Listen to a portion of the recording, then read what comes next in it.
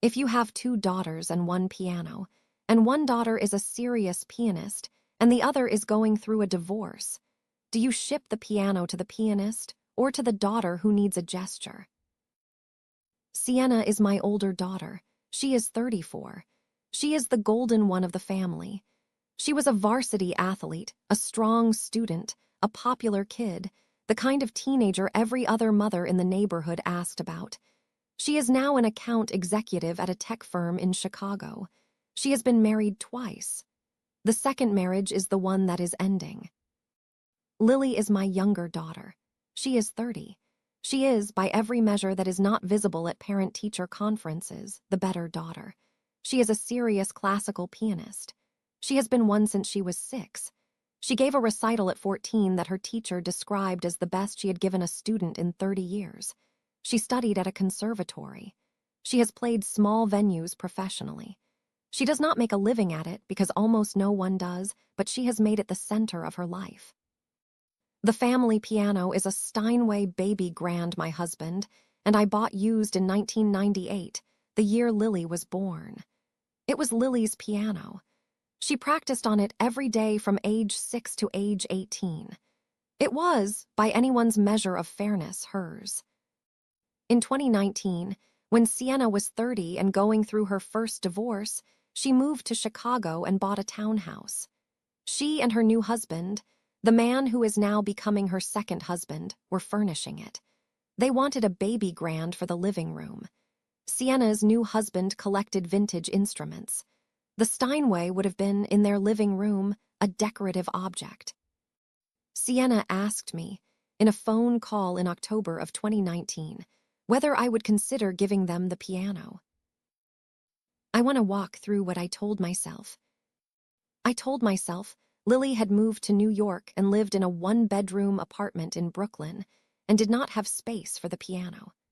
I told myself Lily had a piano in her practice room at the conservatory she had attended, and she was using a borrowed instrument at the time, and she had not asked us about the Steinway. I told myself the Steinway was sitting in our living room being played by nobody, and it would mean something to Sienna and her new husband to have it in their new home.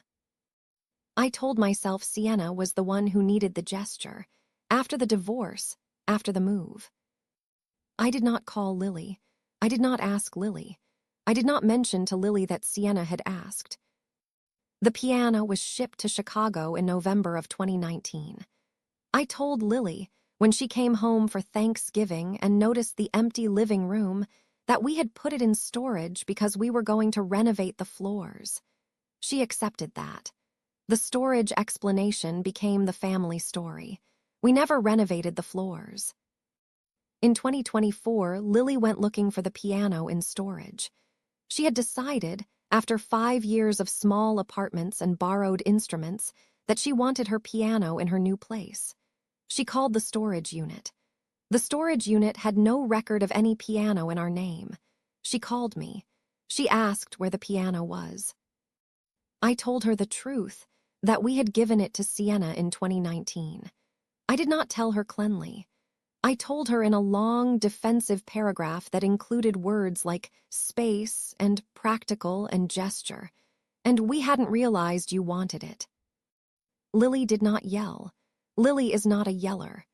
Lily said, in the voice she uses when she is angry, quiet, exact, slow, that the piano had been hers, that everyone in the family had known it was hers, and that I had not asked her one time in the entire 5 years since the decision. She asked me what Sienna had done with it. I told her Sienna's husband had sold it to a collector in St. Louis in 2021 for $70-something thousand. Lily has not played a piano in our house since 2019. She does not come for Christmas anymore. Sienna's second marriage is ending now too. Sienna and I are close. Lily and I are not. What would you have done? Tell me in the comments.